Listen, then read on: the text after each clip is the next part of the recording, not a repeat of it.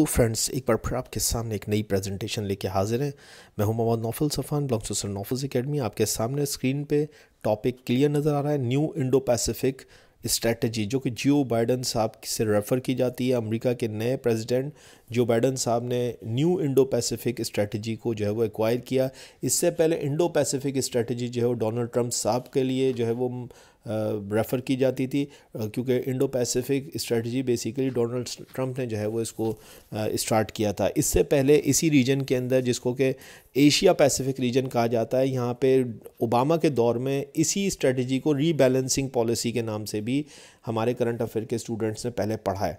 बहरहाल rebalancing policy Obama से shift हुई डोनाल्ड ट्रंप में इंडो पैसिफिक स्ट्रेटजी के तौर पे, और ओबामा के बाद जब ये हुआ था तो उस वक़्त इंडो पैसिफिक का नाम जो है कॉइन किया गया था एशिया पैसिफिक को रिप्लेस करके डोनाल्ड ट्रंप ने। और एशिया पैसिफिक रीजन के बाद जो है इसको इंडो पैसिफिक रीजन कहा गया, और इंडो पैसिफिक के बाद जब ये जो बाइडन साहब आए तो उन्होंने इसको न्यू इंडो पैसिफिक जो है वो नाम से जो है वो इसको कहा।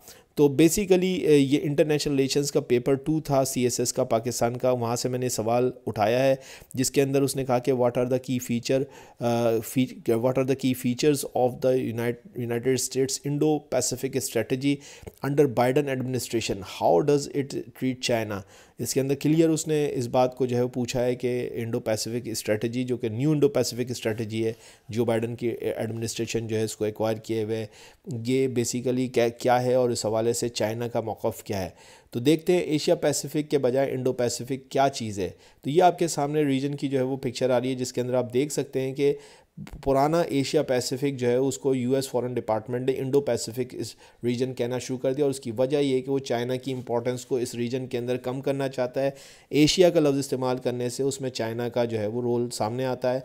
उस चाइना के रोल को ख़त्म करने के लिए ये जो आपको चाइना नज़र आ रहा है, इसको इसमें से कट करता है, और इसको कट करके वो कह रहा है कि इंडो पैसिफिक रीजन, यानी कि जो है वो इंडियन ओशियन और पैसिफिक ओशियन का वो हिस्सा जिसमें चाइना का कोई क़िस्सा नहीं है। ये एक खामोश लैंग्वेज होती है, फॉरेन लैंग्वेज, इसका कोई ताल्लुक़ जो है वो कहने और लिखने से नहीं होता, बहरहाल ये समझने से होता है। तो बहरहाल जैसा कि मैं आपको पहले ही बता चुका हूँ कि डोनाल्ड ट्रंप के दौर के अंदर जो है वो इंडो पैसिफिक का लफ्ज़ जो है वो इस्तेमाल किया गया एशिया पैसिफिक की जगह पे। इससे पहले इसको ओबामा के दौर के अंदर जो रीबैलेंसिंग पॉलिसी कहा जा रहा था।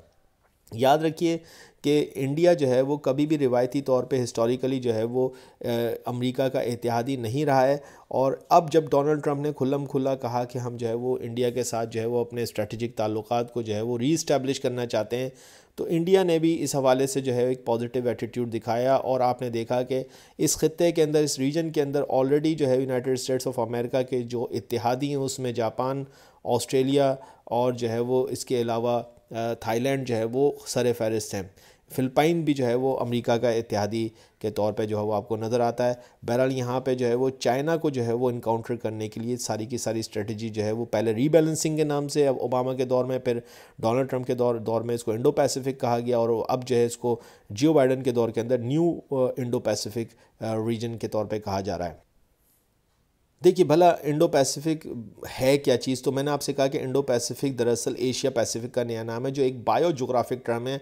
आजकल ये term basically American foreign department ने चाइना की अहमियत को कम करने के लिए ईजाद की है। आजकल ज़्यादातर वर्ल्ड लीडर्स इस टर्म को इस्तेमाल करते हैं, चाहे जापान के सदर फेम योशिहिडे हों, या डोनाल्ड ट्रंप पुराने सदर अमेरिका के, या आजकल के नए सदर जो बाइडन हों, या फ्रांस के मौजूदा सदर इमैनुअल मैक्रोन हो, या नरेंद्र मोदी साहब हो, सब जो है वो इंडो पैसिफिक की जो है वो ट्रम्प को इस्तेमाल करते हुए आपको नज़र आते हैं। दरअसल ये चाइना की अहमियत को रद्द करने के लिए अब हर इंटरनेशनल फोरम पर इंडो पैसिफिक की टर्म ही इस्तेमाल हो रही है, जो कि अमेरिका के लिए साइकोलॉजिकली ज़्यादा एक्सेप्टेबल है। 2017 से इंडो पैसिफिक स्ट्रेटजी रिपोर्ट भी शाया हो रही है, और ये अमेरिकन डिफेंस डिपार्टमेंट शाया करता है। इस बात का खुला सबूत है कि अमेरिका इस इलाके को अब एक नए डायमेंशंस में देखना चाहता है।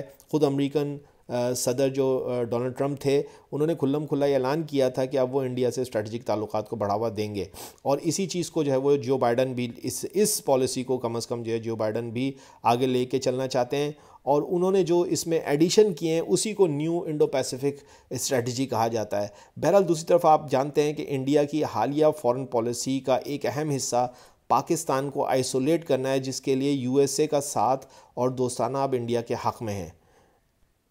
दूसरी तरफ जो है वो चाइना भी इस इलाके के अंदर अपनी डोमिनेंसी को हर लिहाज से जो है वो एंडोर्स करना चाहता है, साबित करना चाहता है। चाइना 7 आर्टिफिशियल आइलैंड जो है वो साउथ चाइना सी के अंदर बना रहा है। इसके अलावा भी इस रीजन में कई और natural island, parcels island, Spratly islands, ये सब पे भी जो है वो चाइना अपना दावा रखता है, जिस पर फिलिपाइन, मलेशिया और वियतनाम को इंतहाई एतराज़ है।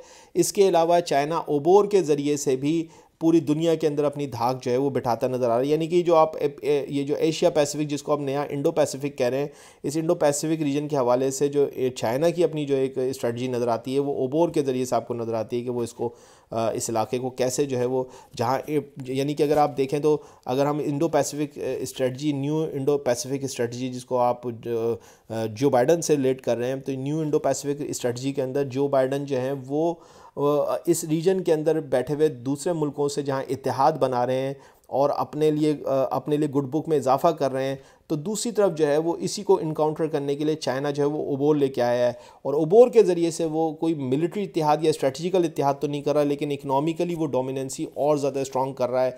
और ओबोर को आपने समझना है, यानी कि वन बेल्ट और वन रोड जिसको हम कहते हैं, या जो है वो इसको आप सी पैक के नाम से भी पाकिस्तान के अंदर जानते हैं।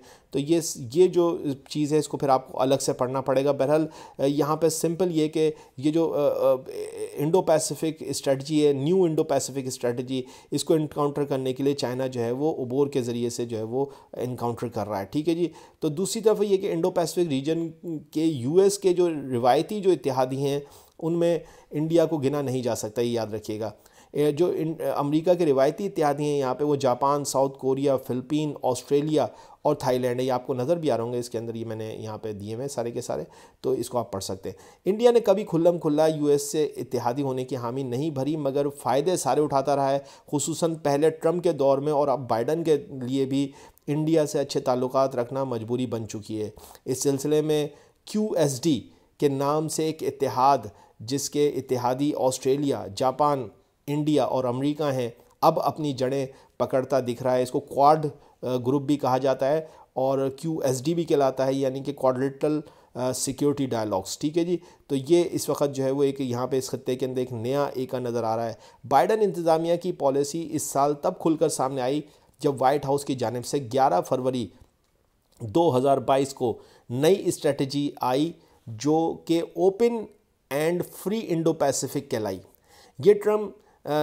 ये डोनाल्ड ट्रंप की स्ट्रेटजी से थोड़ी मुख्तलिफ है और बाइडन इंतज़ामिया ने इंडिया को सपोर्ट किया है, इस खत्ते में रीजनल लीडरशिप को तस्लीम किया है। बाइडन इंतज़ामिया ने सिग्नल दिया है कि इंडिया से नई ट्रेड अप्रोच कायम की जाएगी, जिसे इंडो पैसिफिक इकनॉमिक फ्रेमवर्क का नाम दिया गया है। इंडो पैसिफिक स्ट्रेटजी चाइना को ट्रीट करने का ही एक सॉफ्ट हथियार है। बाइडन इंतज़ामिया चाइना के बढ़ते हुए असरात को इंडो पैसिफिक रीजन में कम करने के लिए इंडिया से स्ट्रेटजिक पार्टनरशिप कायम करने पर काम जारी रखेगी। बाइडन इंतज़ामिया ने ये भी इस अपनी नई पॉलिसी के अंदर इस बात को क्लियर किया है कि इस रीजन में अब नए मैदानों में भी अमेरिका नज़र आएगा। मसलन यूएस अब इस रीजन में health, space, cyber space, technology और इकोनॉमिक एक्टिविटीज़ में भी आपको जो है वो शरीक होता हुआ नज़र आएगा। बाइडन इंतज़ामिया ने इंडो पैसिफिक रीजन में बाईलैटरल और मल्टीलैटरल पार्टनरशिप्स को जो है कायम करने का ऐलान किया है, मगर अब एक नया चैलेंज इंडिया के सामने बड़ा सवाल के तौर पे जो है वो नज़र आ रहा है, और वो है यूक्रेन वॉर से जुड़ा हुआ।